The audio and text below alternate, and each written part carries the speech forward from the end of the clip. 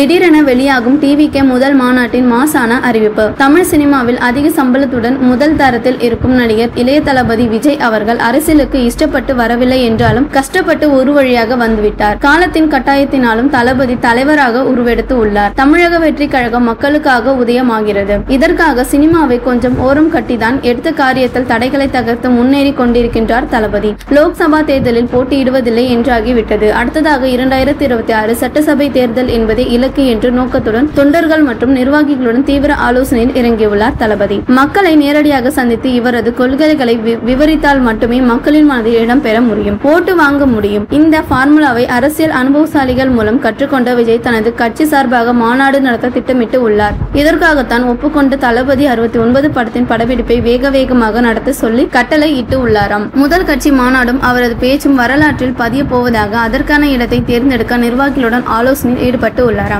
அதன்படி சென்னையில் அல்லாது தென் மாவட்டங்களில் தனது முதல் மாநாட்டை துவக்க உள்ளதாக தகவல்கள். அரசியல் பெரும் புள்ளிகளின் தொடக்கமாக மதுரை இருப்பதால் மதுரை முதல் சாய்ஸ், அடுத்ததாக திருச்சி, நெல்லை போன்ற மாவட்டங்களை 3ஆம் தரத்திலும் வைத்துள்ளதாக தகவல். மாநாடு அறிவிப்பை திடீரென வெளியாக வாய்ப்பு இருக்கின்றது.